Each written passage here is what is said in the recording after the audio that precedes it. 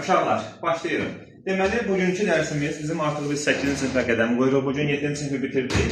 8-ci sinifin ilk dərsi olan, sintaksin ilk bölməsi olan söz birləşmələri mövzusunu keçiririk. Başlayaq. Gördüyünüz kimi sizin üçün qəşəng bir PDF hazırlamışam və hazırladığım rənglərə diqqət edin. O rənglər, yəni o deməkdir ki, bunlar sizin üçün çox vacib qeydlərdir. İki və daha artıq müstəqil sözün məna və qrammatik cəhətdən birləşməsinə söz birləşməsi deyilir. Uşaqlar, bu söz birləşməsinin tərifidir. Siz çox güman ki, müstəqil sözün nə olduğunu bilirsiniz. Müstəqil deyil, mürəkkəb söz. Mürəkkəb söz nəyə deyilirdi? İki və daha artıq sözün birləşməsindən yaranan düzdür. Amma bura fərqli bir şeydir. Baxın, iki və daha artıq müstəqil sözün məna və qrammatik cəhətdən birləşməsi. Nə deməkdir bu uşaqlar? Yəni ki, sözlər həm məna cəhətdən birləşməlidir. Yəni, hər hansı bir sözü, iki sözü yaxınlaşdırıb, birləşdirib, söz birləşməsi yarada bilməzsən. Məna cəhətdən də uyğun olmalıdır. Bir-birinə məna cəhətdən də bağlanmalıdır. Plus, qrammatik cəhətdən birləşməsinə. Qrammatik cəhət nədir uşaqlar? Məsələn, bura qeyd vermişəm. Baxın, gecənin qaranlığı. Gecənin isminin hansı haldır? Yerik. Qaranlığı mənsubiyyət çəkilisi. Yəni, qrammatik cəhətdən deyəndə həm də qrammatik çəkilisilərin köməyi ilə yaranmalıdır. Deməli, həm məna cəhətdən birləşməlidir, həm də qrammatik çəkilisilərin köməyi ilə formalaşmalıdır. Artıq biz bildik. Bu nədir? Söz birləşməsi. Buna da diqqət edin. Müstəqil olmalıdır, uşaqlar. Müstəqil sözlərdən birləşməlidir. Yəni, köməkçi nitq hissələri belə çıxır ki, söz birləşməsinin yaranmasında iştirak eləmir. Baxaq. Söz birləşmələrində birinci tərəf asılı, ikinci tərəf isə əsas tərəf olur. Bunu mütləq yadda saxlamalıyıq. Deməli, ikinci tərəf odur, baxın, gedərkən bir də qaranlığa. Evlərinə gedərkən, uşaqlar, gedərkən əsas tərəfdir, evlərinə isə asılı tərəfdir. Gecənin qaranlığı əsas tərəfdir, gecənin isə asılı tərəf olacaq. Artıq müəyyən bir məlumat yarandı bizdə söz birləşməsi haqqında. Aha, keçək nəyə? Digər səhifəyə.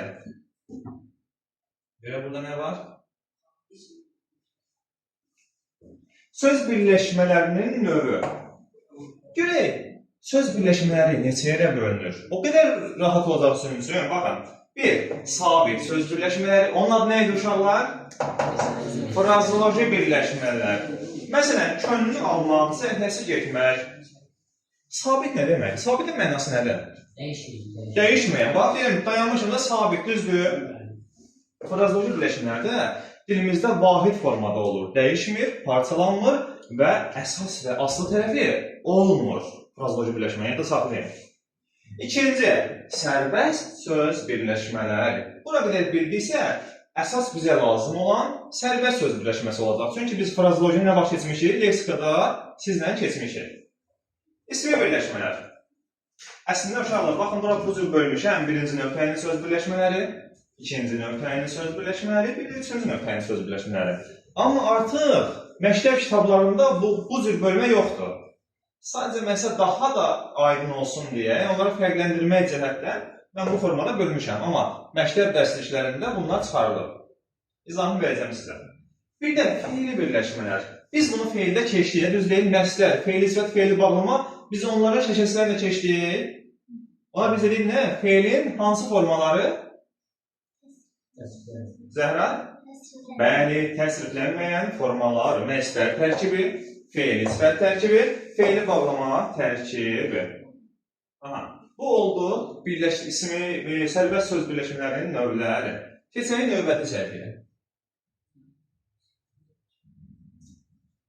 İsmi birləşmələr haqqında biraz danışaq. Əsas tərəfi isim, baxın, isim və ya isimləşmiş sözlərlə ifadə olunur. Deməli, ya isim olmalıdır, ya isimləşmiş sözlərlə ifadə olunmalıdır. Tərəfləri heç bir şəkilçi qəbul etmədən formalaşır. Baxın, 1, 2, 3. 3 yerə bölməmişdik bayağı. Birinci, ikinci, üçüncü növ. Düzdür? Birinci növ. Tərəfləri heç bir şəkilçi qəbul etmədən formalaşır. Məsələn, gözəl hava, isti çay, 5-ci sinif. Baxın, gördüyünüz bunlar birinci nöqtəyinin söz birləşməsi olacaq. Yəni, birinci tərəf çox vaxt sayın və sifətin suallarına cavab verəcək. İstədiyimiz qədər artıra bilərik. Qara köynək, böyük otaq, geniş qəlb, isti çay. Bunlar hamısı olacaq nə? Birinci növ təyinli söz birləşməsi. Sonra birinci tərəfi qeyri-müəyyən yiyəlik halda, ikinci tərəfi isə mənsubiyyət çəkilsili sözlə yaranmalıdır. Gəlin baxaq. Məsələn, sinif otağı, məktəb həyəti, tarix fəni. Birinci tərəfdə çəkilsi var? Yoxdur ki, heç birində yoxdur. İkinci növün birinci tərəfində heç vaxt çəkilsi olmur. Amma bu sözləri biz asanlıqla yiyəliklə artıra bilərik. Artıra belə? Olur. Olmur axı. Bəs buna? Bəs buna olur. Bəs buna? Deməli, ikinci növdə işlənən sözləri, daha asıl tərəfində işlənən sözləri bəzilərini müəyyən yiyəlik hala çevirə bilərik. Qeyri-müəyyən yiyəlik halda müəyyən yiyəlik hala çevirə bilərik, amma bəzilərini isə çevirə bilmərik. Ümumilikdə, ikinci növ təyinli söz birləşməsinin birinci tərəfi qeyri-müəyyən yiyəlik hal, ikinci tərəfi isə mənsubiyyət çəkilsili sözlə ifadə olunur. 3. Birinci tərəfi müəyyən yiyəlik halda, ikinci tərəfi mənsubiyyət çəkilsili sözlə yaranır. Baxaq. Gördünüz, kəndin havası, dağın başı, dünyanın yarısı. Yiyəlik hal var. Yiyəlik, mənsubiyyət. Yiyəlik, mənsubiyyət. Yiyəlik, mənsubiyyət. Bu oldu ismi birləşmə. Yəni, üçüncü növ təyinli söz birləşməsinin yaranma yolu. Deməli, bu danışdıqlarımız uşaqlar ismi birləşmələrə aid idi. Sonra, keçən növbəti səhifəyə görə burada nə yazmışıq? İsmi birləşmələrlə danışmalıyıq yenə. İsmi birləşmələrin əsas tərəfi aşağıdakı nitq hissələri ilə ifadə oluna bilər. Əsas tərəf hansıdır? İkinci tərəf. Amma mən sizə bax, bu formada bölmüşəm. Baxın, isim, isim sifət, isim say, isim əvəzlik, isim zərf, isim məzdər, isim fe'li sifət. Axırda qeydimiz var, onu deyəcək. Dağ havası. Hər iki söz nədir? Hansının kəsilir? Bəli. Ölkə gözəli. Birinci tərəf. İkinci tərəf. Bəli. Uşaqların beşi. Birinci tərəf. Ay, sağ ol. Sinifin? Hamısı nədir? Əvəzlik.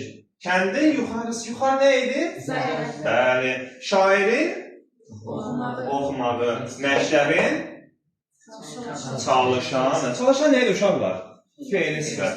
Bu yazdıqlarım var ha.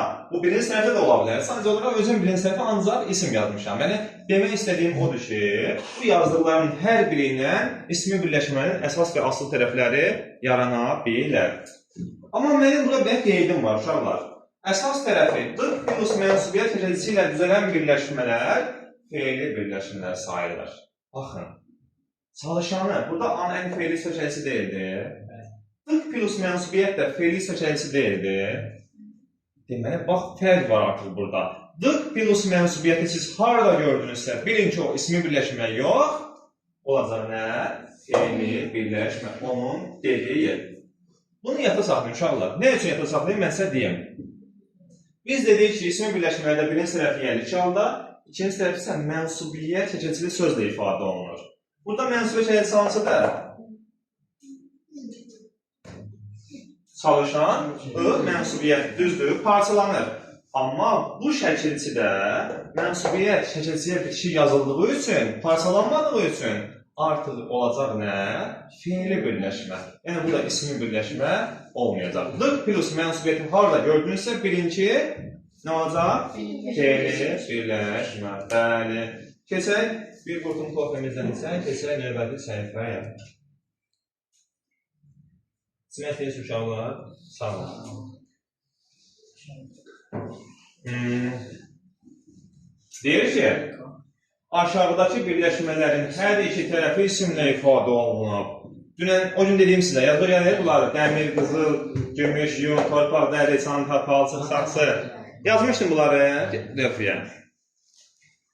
Dəmir qaşıq, qızıl üzük, gümüş saat, yun zoraq, torpaq yol, dəri çanta, palçıq yol, taxta qapı, saxsı qab, gümüş qaşıq yazmışıq burama. Əslində, birinci tərəf bunların nə sual cavab verir uşaqlar? Birinci tərəflə nə sual cavab verir? Necə?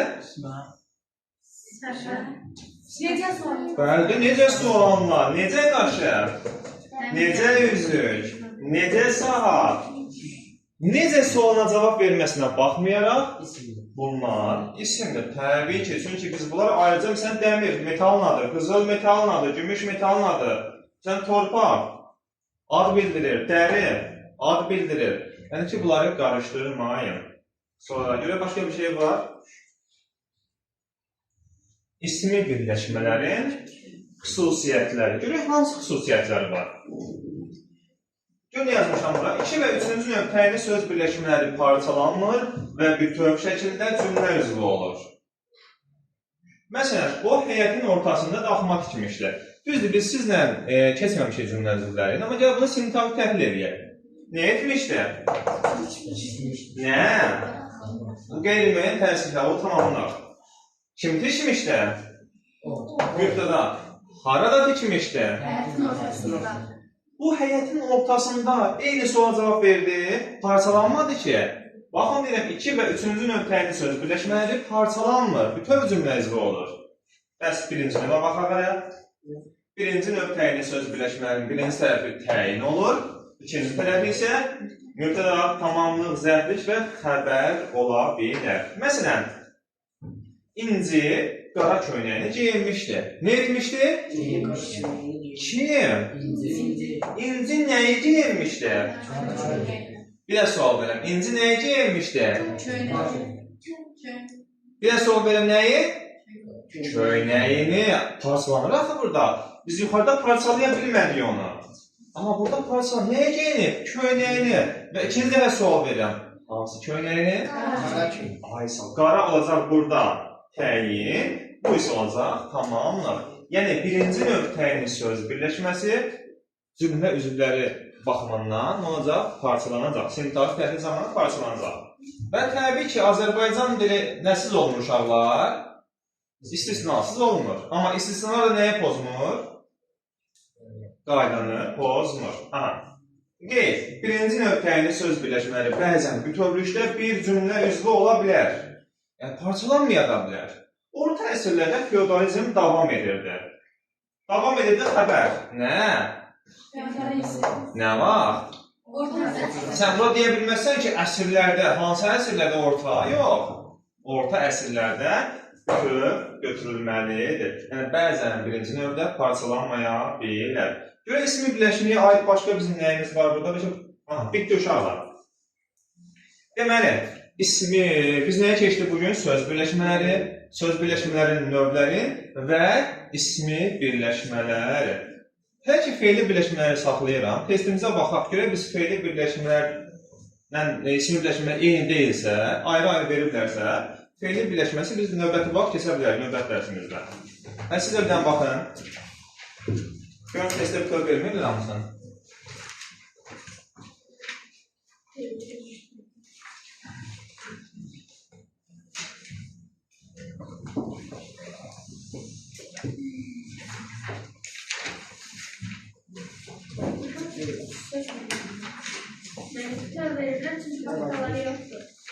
Söz birləşməsi bütövdür. Ondan sonra gəlir cümlə sahibində Mən çox güman ki, fe'li birləşmənin burada yoxdur PDF-i. Fe'li birləşməni özümüz onu izah edək. var testdə. Testdə var. Birləşdirəm. Eybi yox. Onda biz nə edək? Biz bunu söndürək, keçək nəyə? Elə baba qaydasına.